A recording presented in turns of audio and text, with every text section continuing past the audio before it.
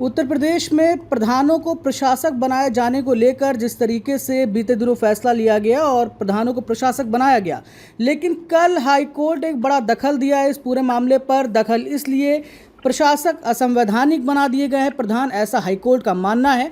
इसी पर खास बातचीत करने के लिए हमारे साथ अरविंद राठौर जी हैं, जो कि राष्ट्रीय अधिकार संघ के संरक्षक हैं और इन्हीं की एक याचिका पर हाईकोर्ट ने जो है वो दखल दिया है। अरविंद जी, बहुत बहुत स्वागत है आपका नादी टीवी में। क्या था पूरा मामला?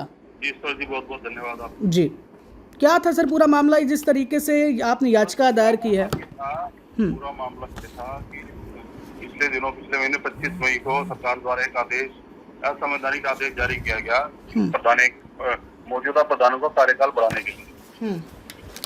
हमने उसी आदेश को माननीय हाईकोर्ट में चुनौती दी थी जी, उसी के लिए आदेश आया है।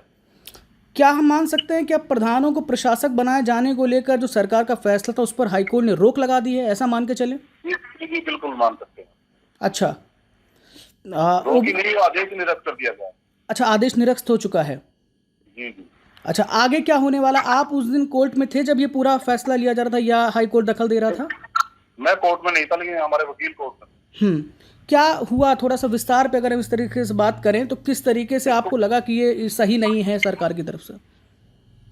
देखिए, 5 साल के लिए कोई भी संवैधानिक पद 5 साल के लिए होता है, उसके बाद उसका कार्यकाल नहीं बढ़ाया जा सकता।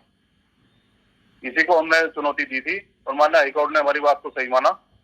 उन्होंने आदेश किया है कि ये गैर संवैधानिक आदेश था, जिसको निरस्त किया जाता है। अच्छा, ओबीसी आयोग को लेकर भी सर कहा गया है कि ओबीसी आयोग को भी अब पक्ष देना होगा अपना। जी जी, सरकार ने बहाना बनाया था कि ओबीसी आयोग की रिपोर्ट नहीं आई, इसलिए चुनाव की तारीख नहीं बताई जा सकती, इसलिए ओबीसी आयोग के इसमें पार्टी बनाया गया। अच्छा, चुनाव अब कब हो सकते हैं? क्योंकि पंचायत चुनाव को लेकर पिछले लगभग अगर देखा जाए तो 6-8 महीने से सरकार कहती रही कि तैयारियां हैं, फिर पंचायत नहीं हो पाया, अब प्रशासक बने थे तो अब ये चीज़ आ गई है। क्या लगता है आपको? माननीय उच्च न्यायालय ने सरकार को 13 तारीख तक का समय देकर जवाब मांगा है जी कि सरकार विस्तृत रिपोर्ट दे कब चुनाव कराएगी।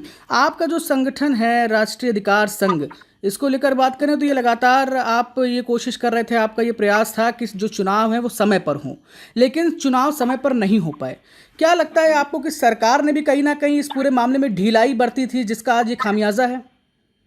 देखिए, हमारा जो संगठन है राष्ट्रीय अधिकार संघ जी, ये लोगों के अधिकार की लड़ाई लड़ता है और इसी के लिए इसने ये प्रयास किया था कि हम जो गैर संवैधानिक कार्य हुए हैं उनको अदालत के थ्रू या जन आंदोलन के थ्रू उनके खिलाफ आवाज उठाई जाए। उसी का ये परिणाम है कि हमें ये कामयाबी मिली है।